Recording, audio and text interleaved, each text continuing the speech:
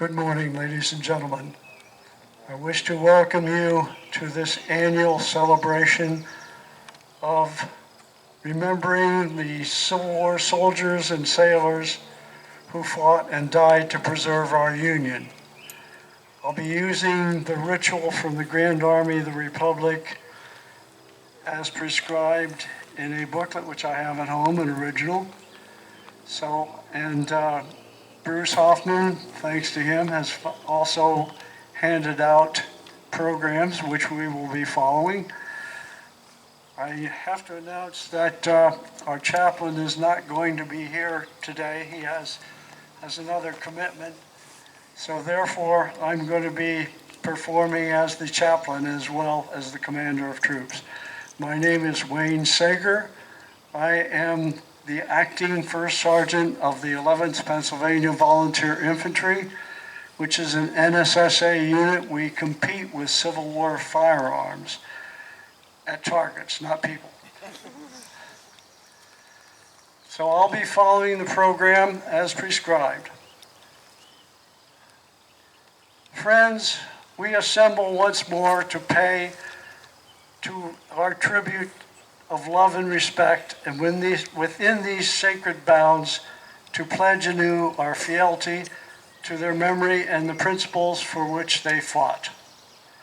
With bowed heads, solemn tread, and voices hushed, we meet to remind our people of their duty to the soldiers and sailors who wore the blue, to the flag for which they fought, to the country for which they died. And that is for us to keep green the memories of their heroic service and unselfish sacrifice. May we fully realize the sanctity of the place and hour. May our conduct give assurance of the sincerity of our purpose and our earnest appreciation of the duties and responsibilities devolving upon us. At this point, the chaplain is supposed to invoke the divine blessing. Troops, uncover.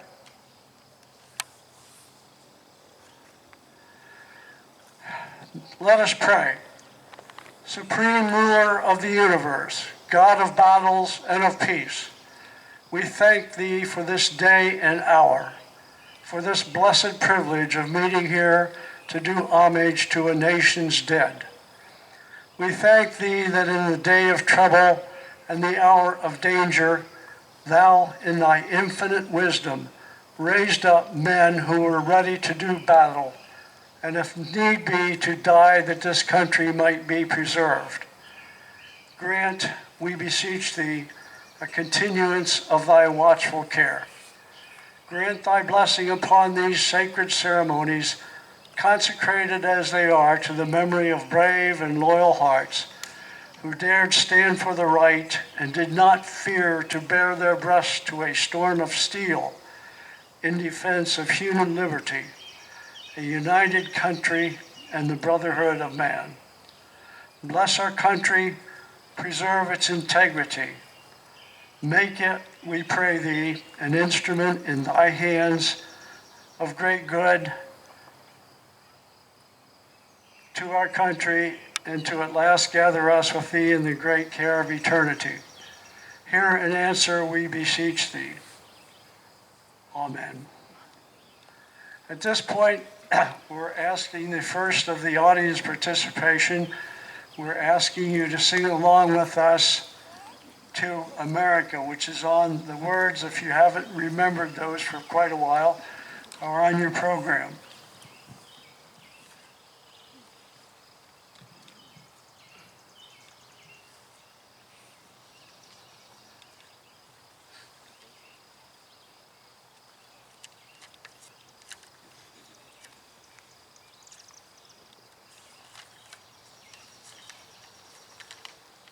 I also need to mention that the insert is a poem that was last read by Chaplain McCormick, otherwise known as Pastor John Lee, who is our acting chaplain.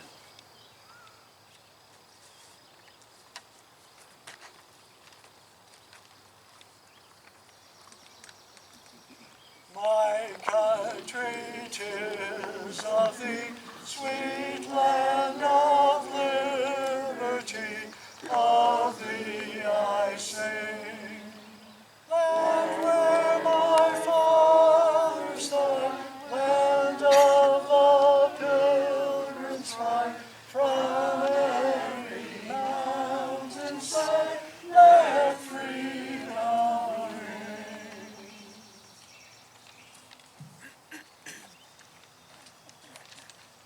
At this point, the ritual calls for remarks by a distinguished citizen of the local area, and I have to play the part of a distinguished citizen also. So, at this point,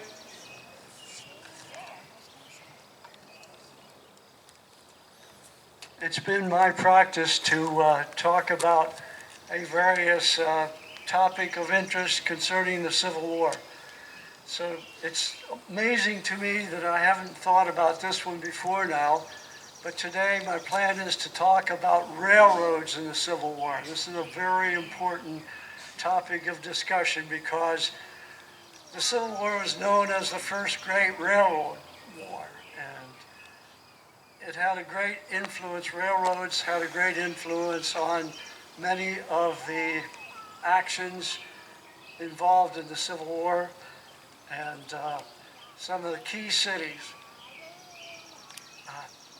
Railroads were used for troop and material movement throughout the Civil War. Some of the key cities were also railroad centers, and I mentioned Nashville, Chattanooga, Richmond and Petersburg, and Alexandria, Virginia, as examples. By 1860, the decades of the 1850s were a very active period of railroad construction. Up until about 1835 or so, the way to go was not the railroad, because there were no railroads available up until that point. Canals were the way to go, and that was the way to move freight and so on. But by the 1850s, people were starting to appreciate the use of railroads. So by 1860, our country had 30,000 miles of railroads. Not necessarily the kinds of railroads we think about today. 21,000 miles of railroads existed in the north, and 9,000 in the states of the Confederacy. The North, of course, was more industrialized, and not only did it have railroad trackage, but it had locomotive and rolling stock builders throughout much of the country. Some of the biggest builders were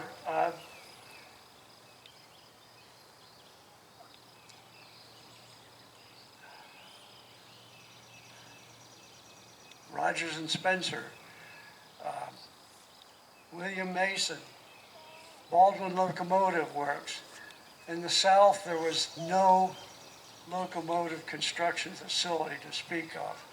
So most of the locomotives that were serving southern railroads were imported from the north. Most of the railroads in those days were less than 50,000 miles, 50 miles in length, and they were served local interests, such as in the South, you would have railroads to take the cotton bales to ports where they could be transshipped to England and so on.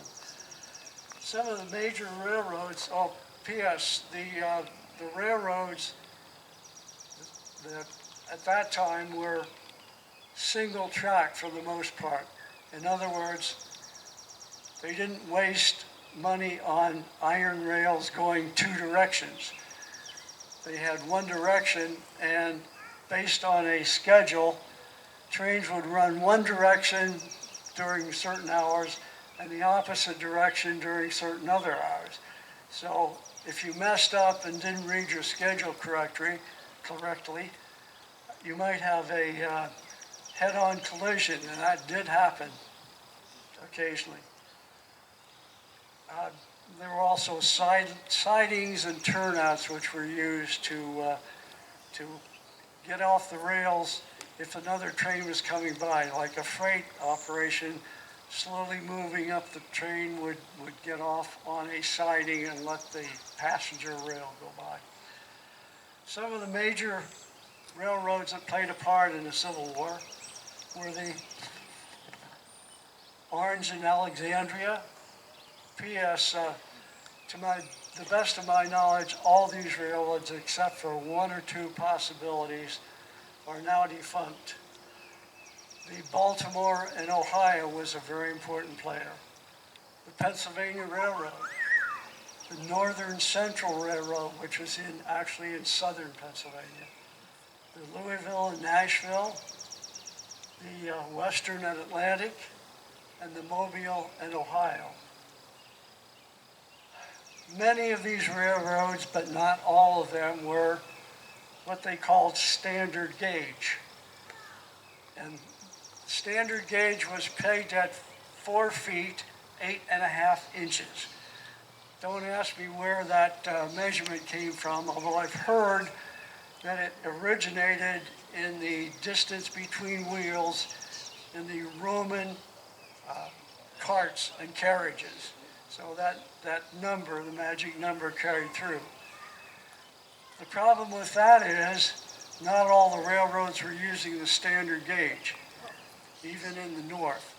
So if you had two railroads coming into the same town or the same city, it doesn't necessarily mean that you could go out of the same town and city on another railroad that was using standard gauge. It might be using a different gauge, like 5-foot gauge. So you would have to download whatever you were taking on the railroad onto wagons and horse-drawn wagons, drag them across to the depot for the other railroad and upload them there and go out on the 5-foot gauge or whatever it was.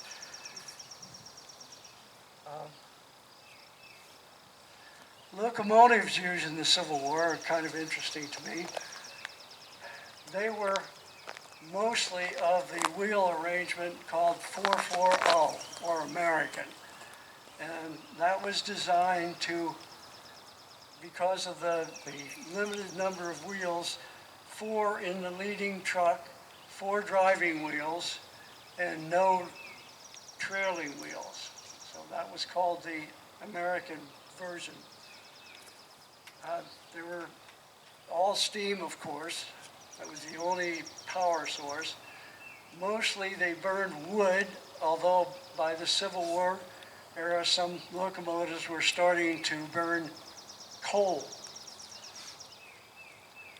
Unlike some of the trains that those of us who hark back to the late steam era, we remember kind of dull-colored locomotives, but the Civil War locomotives were bright, and they were a source of great pride. They used planished iron, which is polished, on the boiler jackets, and brass bands around the boiler and so on. Red painted wheels in many cases, varnished cabs for the crew, and so on. So these were quite a beautiful thing to look at.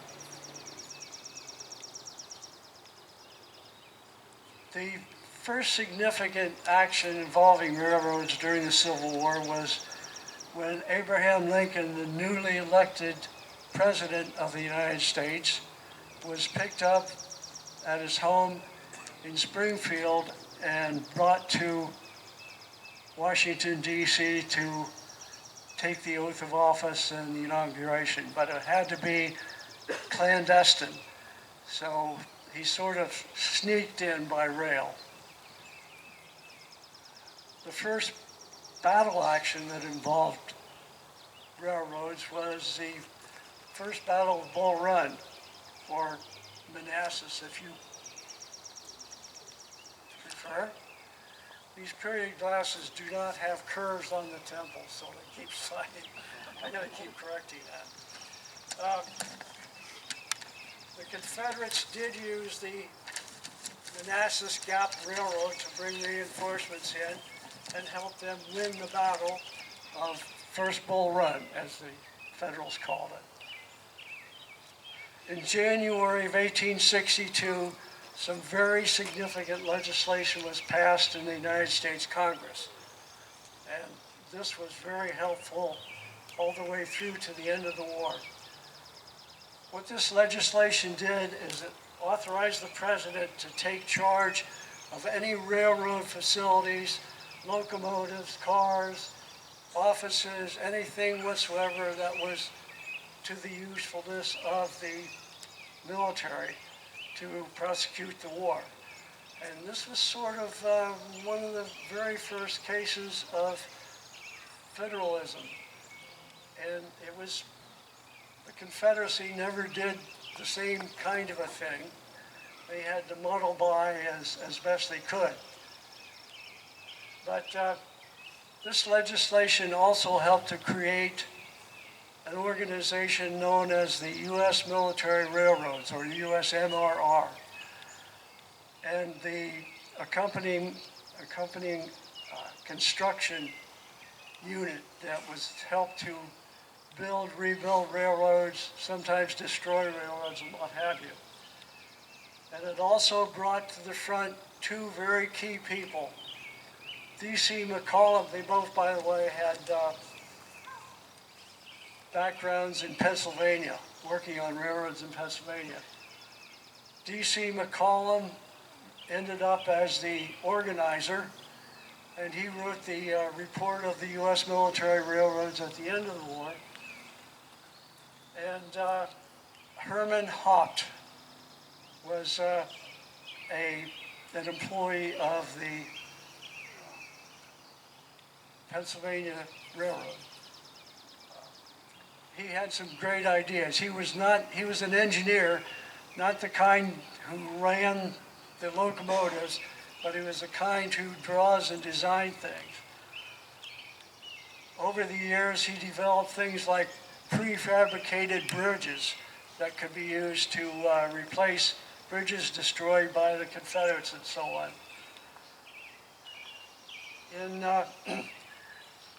going along chronologically, in April 1862, federal troops had taken charge of Nashville, and they would never give it up during the war. But a general by the name of Ormsby Mitchell was put in charge of the federal troops at Nashville, and a part-time spy, I guess you'd call it, by the name of James Day Andrews came to him with a sort of a bird-brained plan, and that was he wanted to take a group of soldiers, volunteers, south into Georgia, capture a train there, and head it back up north again, and doing all the damage and so on that he could at the time. This was at the time called the Andrews Raid. So he originally wanted 22 volunteers from the federal troops. 2 of them overslept, so he only got 20. And they successfully made their way down to a place called Big Shanty on the Western and Atlantic Railroad, which is north of Atlanta. And there, he and his volunteers were able to take charge of what they call a mixed concept of freight and passenger railroads. There were 3 empty freight cars, boxcars, and some passenger cars, and they had stopped for breakfast at the Lacey Hotel at Big Shanty. And the conductor had announced that there would be a 20-minute stop for breakfast. There were no dining cars in those days, so they had to get into the hotel and eat breakfast. And they were all sitting around eating breakfast when John J. Andrews and his 20 raiders started the train up, uncoupling the passenger cars and heading up the tracks. Now, the conductor was sitting in there eating breakfast with all the rest, and he heard his locomotive pulling out of the station. And he was considerably upset that somebody would steal his train. At first he thought it was Confederate deserters, but he didn't know that it was actually Yankee soldiers with civilian clothes on. So he gave chase, at first with a hand car pumping up and down, which hand car was a way of inspecting the tracks. And then he came across a locomotive called the Jonah, which the raiders should have destroyed as they went by. They saw it was sitting there on a siding with steam up, and it gave Fuller a chance to grab that locomotive and start chasing the train, which was pulled by a locomotive called the General. And they went down the tracks, and periodically the raiders did not really have adequate tools for destroying things and wrecking bridges and so on. And to make it even worse, it had rained several days beforehand, which wet down all the timbers and the bridges and so on. So it sort of ruined their plan of burning bridges. And they didn't have enough construction tools to deconstruct the railroad behind them. And finally, Fuller got his hands on a first-class locomotive. The Jonah was an old, decrepit locomotive and just barely able to move. And he finally got himself a locomotive called the Texas. And this was a good, well-built, well-running locomotive. There was only one problem. It was reversing the tracks. So instead of being able to chase the General forward, he had to chase it in reverse. Now, I gotta give you a little bit of instruction about Civil War railroads and many, many steam locomotives before and since. The engineer sits on the right-hand side, and to his right is a big reversing lever. And to make it go, there were no gear shifts, so you pushed it forward and you opened the throttle, and the locomotive would go forward. The other thing is, when you pulled it in reverse, that was the same thing as putting on brakes. It was before the invention of the Westinghouse air brake in, I think, 1871. And that's how they stopped the train as well. But the other side of it is you could pull that lever back as far as you want it, and it would go as fast as you want it to go, either forward or in reverse. So as it ended up, for 48 miles, the Texas and the crew that Fuller had on board chased the General and the 3 boxcars in reverse. So, and at times, the General moved up to 90 miles an hour. So it was kind of,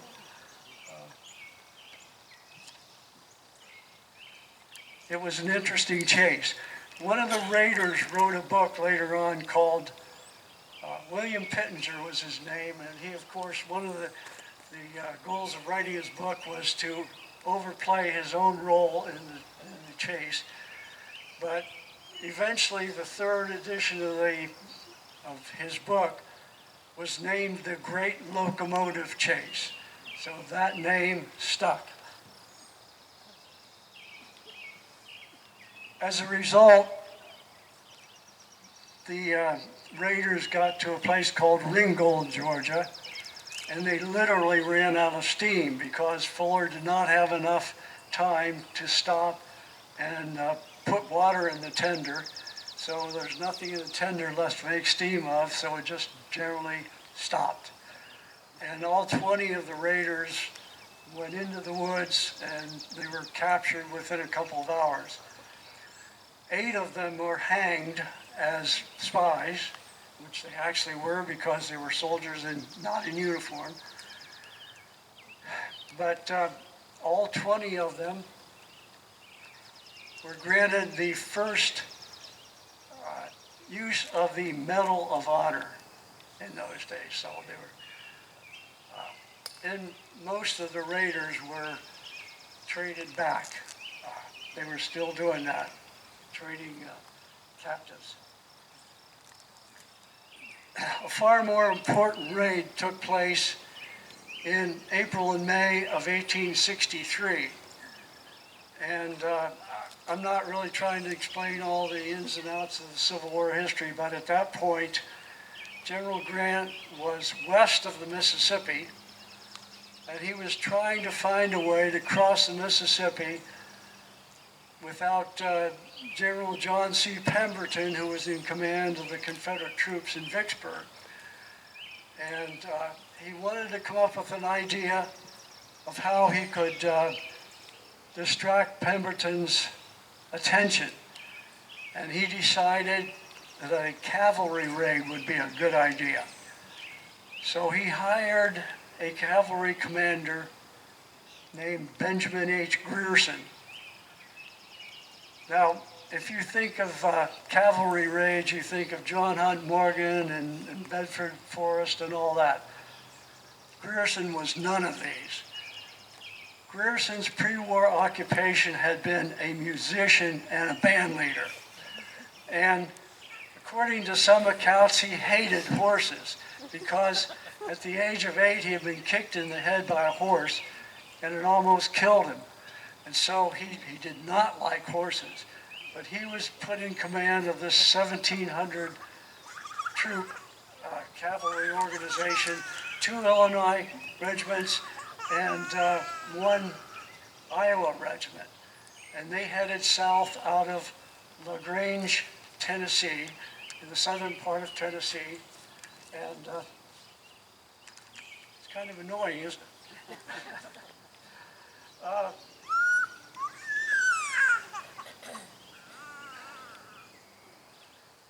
And he very successfully raised hell with the railroads of the Confederacy. And his primary objective was Newton Station, which is on the Mobile and Ohio Railroad.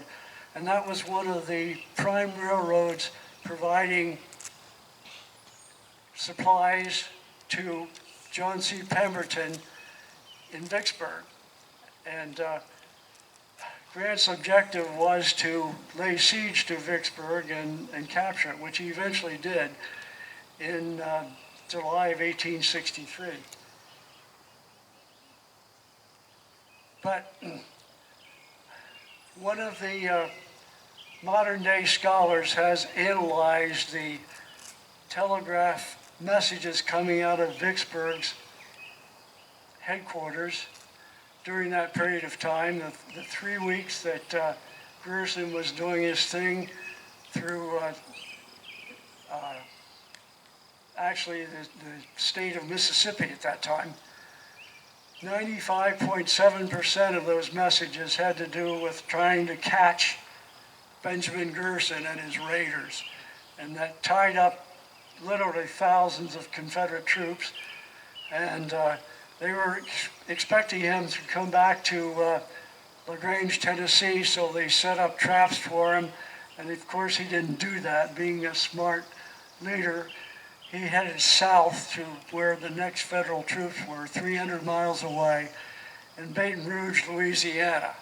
So after the end of the 3-week period, he and his troops filed into Baton Rouge, and he had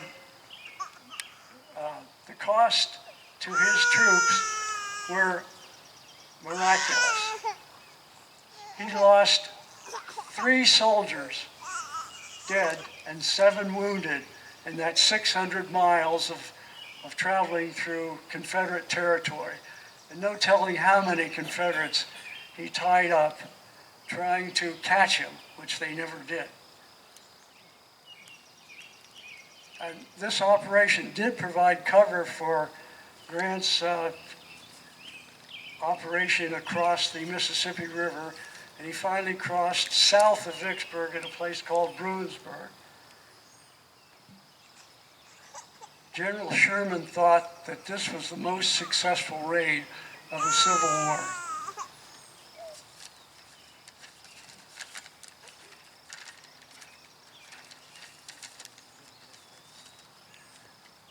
Fast forward a little bit to 1863.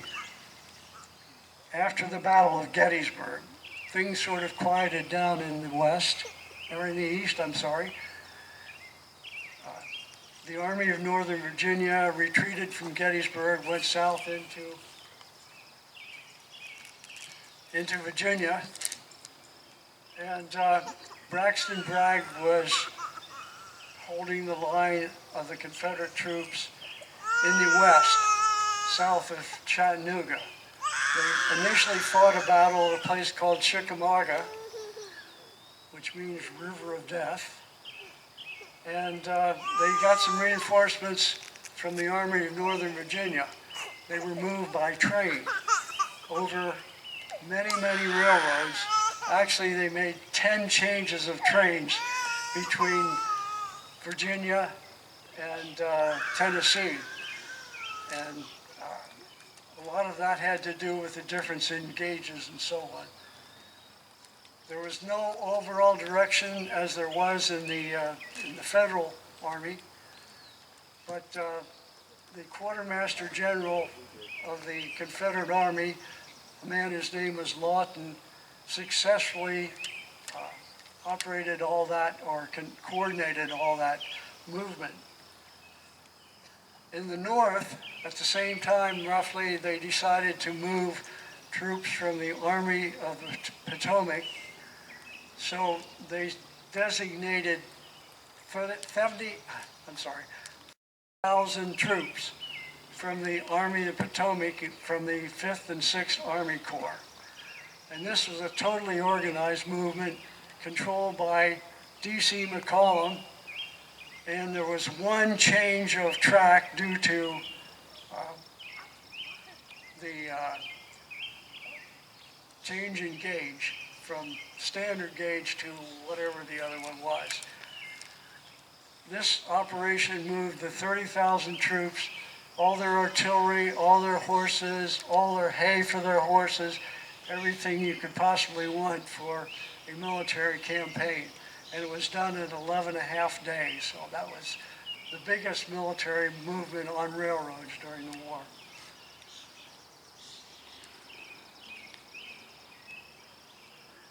The federal effort consisted of 30 trains of 20 cars each.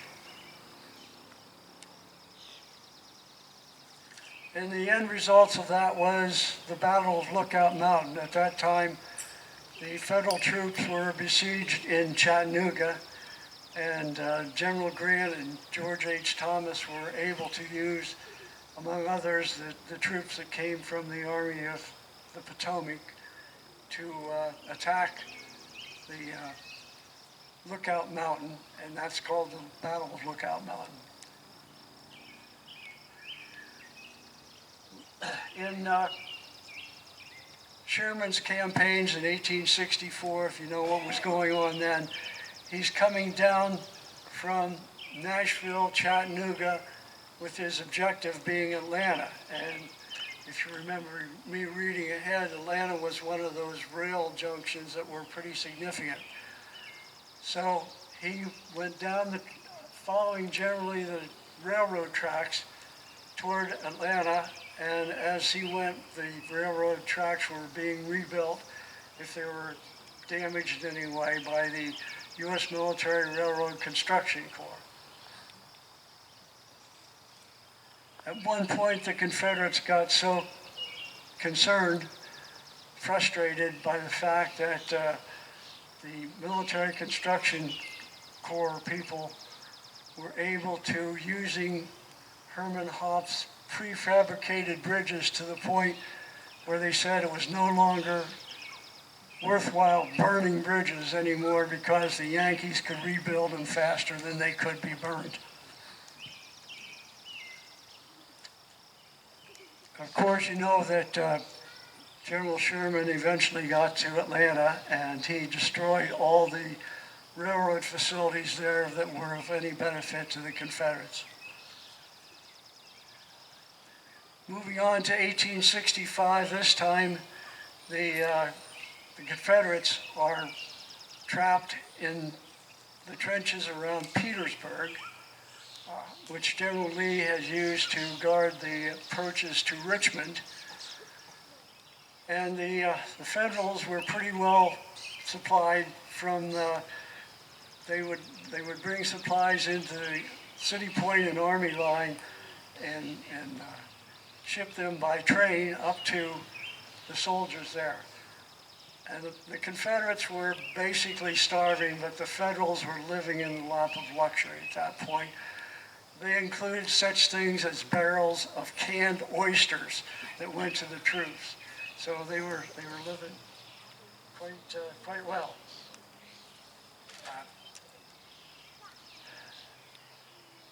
General Grant and General Meade kept attempting to cut off supplies coming up from the south to the Confederates, and eventually at the Battle of the Weldon Railroad, they cut off the main supply route that was coming from the south into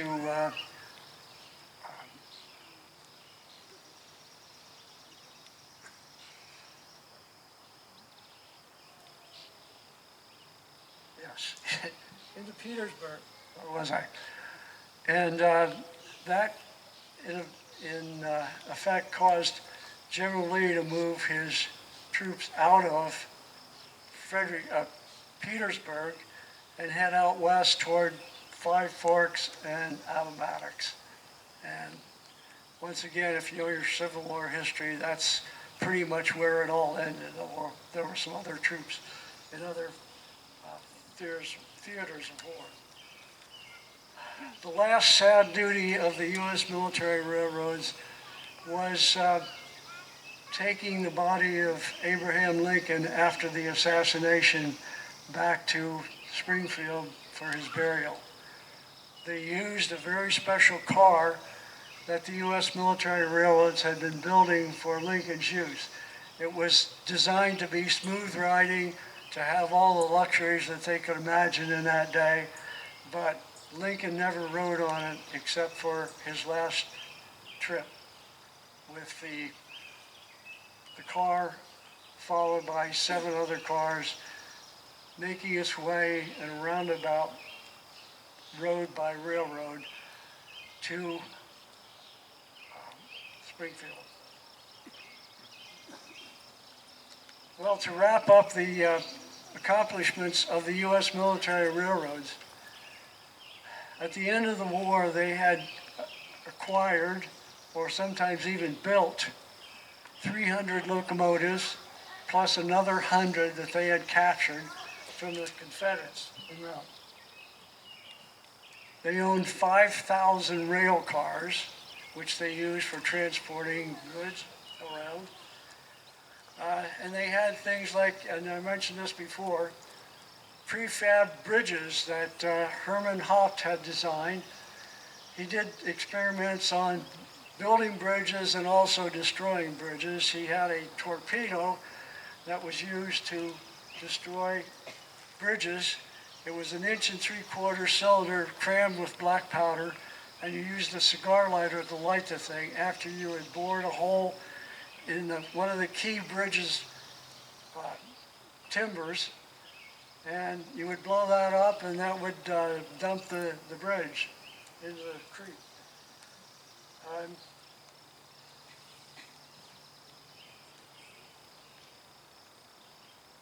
The interesting factoid, I guess, is that at the end of the war, the U.S. military railroads released back to the previous owners all the facilities that they had confiscated during the war.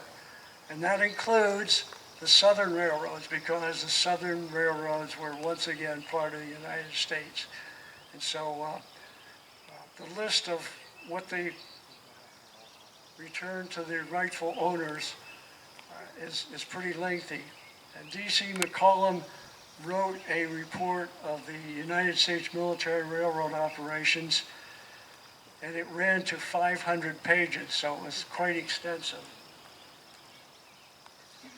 P.S. Most of the rail facilities were returned to the owners of the railroads before the war in better shape than they were captured. So, that brings us up to the modern day. I'd like to say that since railroads are hard goods, there are quite a few artifacts that are still remaining of the Civil War era, if you're interested.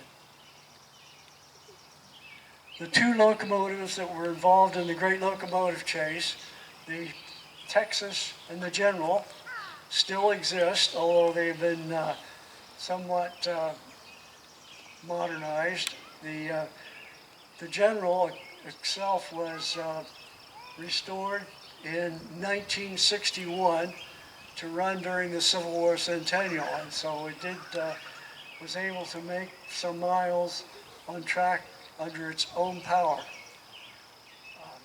The General is located near Kennesaw, Georgia, and the Texas is in downtown Atlanta.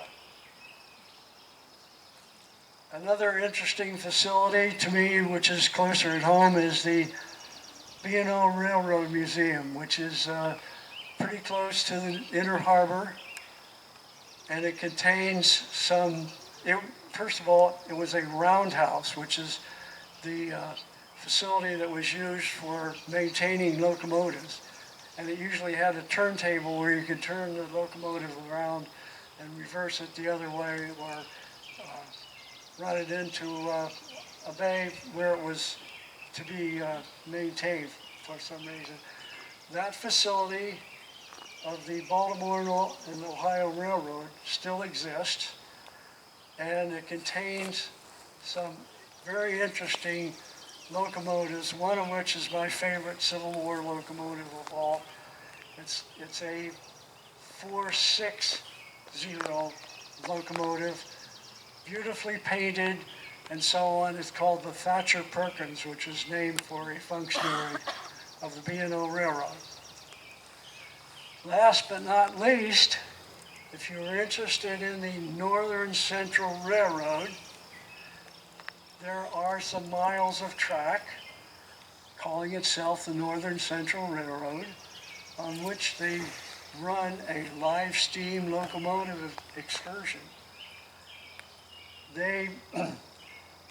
Some of the people around York, Pennsylvania, discovered detailed drawings for construction of a 1866, 1867 locomotive, and they had it rebuilt using those drawings to the point where it runs on the trackage at the Northern Central Railroad. And so if you want to take a ride on what was pretty close to a Civil War railroad, you can do that from New Freedom on the Northern Central Railroad in York County.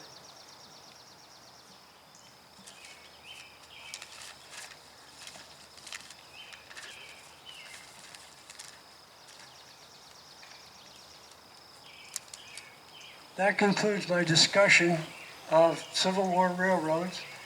There's a lot more to talk about, but we're just scratching the surface with that, so I hope you've enjoyed and learned something about the Civil War operations, railroad operations. I'm now going to ask your participation.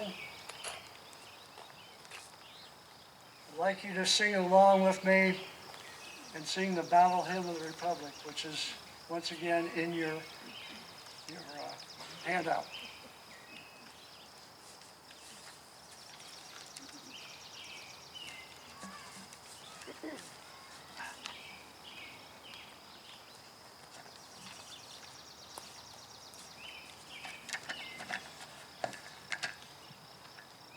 Mine eyes have seen the glory of the coming of the Lord.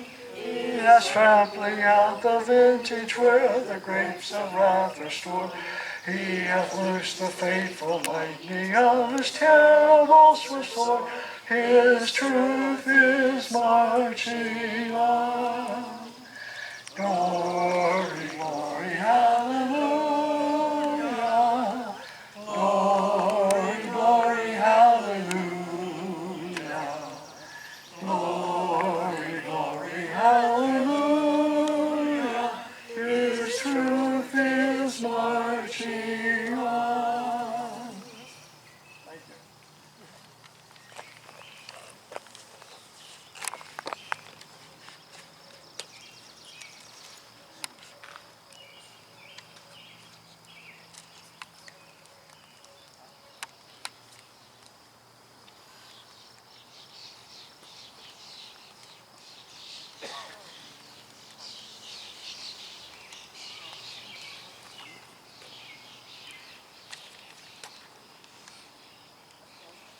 Attention, company.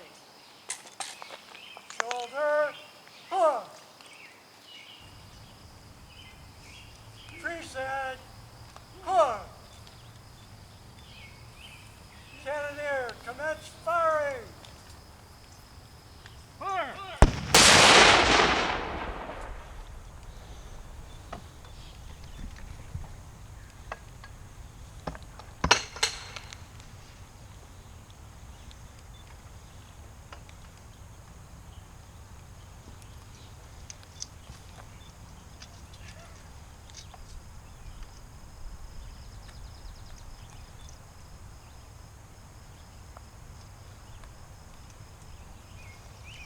Fire!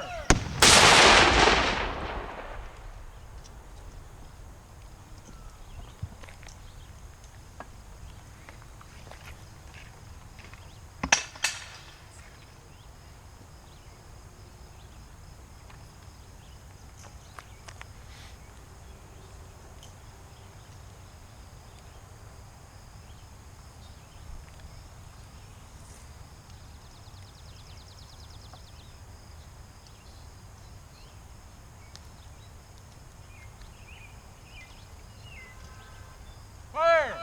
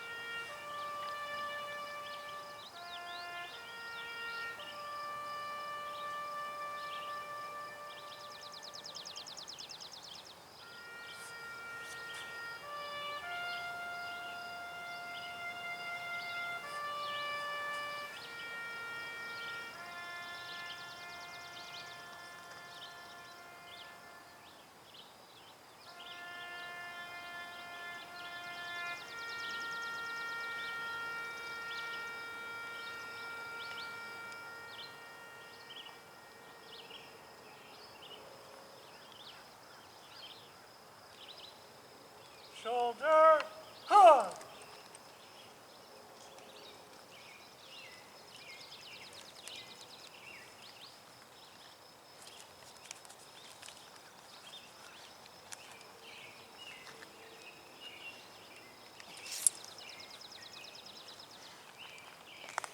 Right wheel, hug.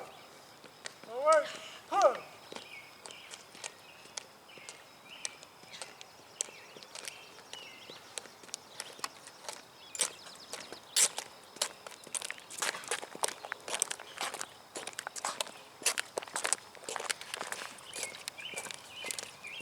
Right wheel, hug.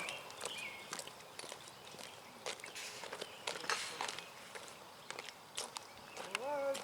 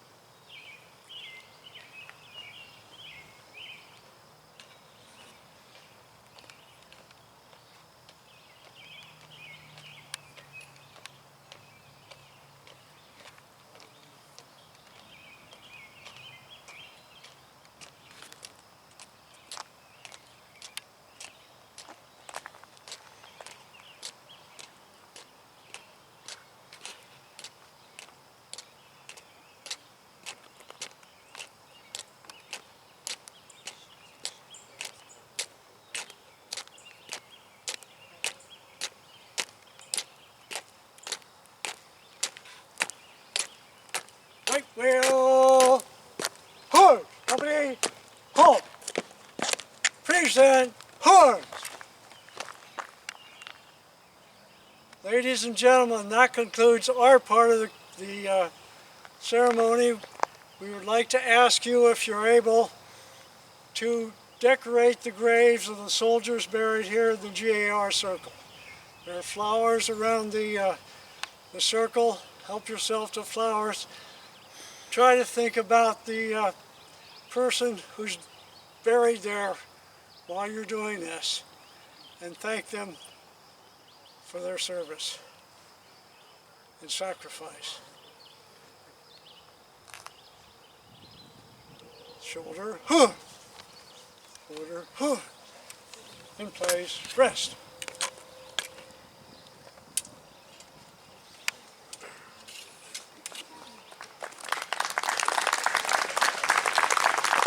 Thank you.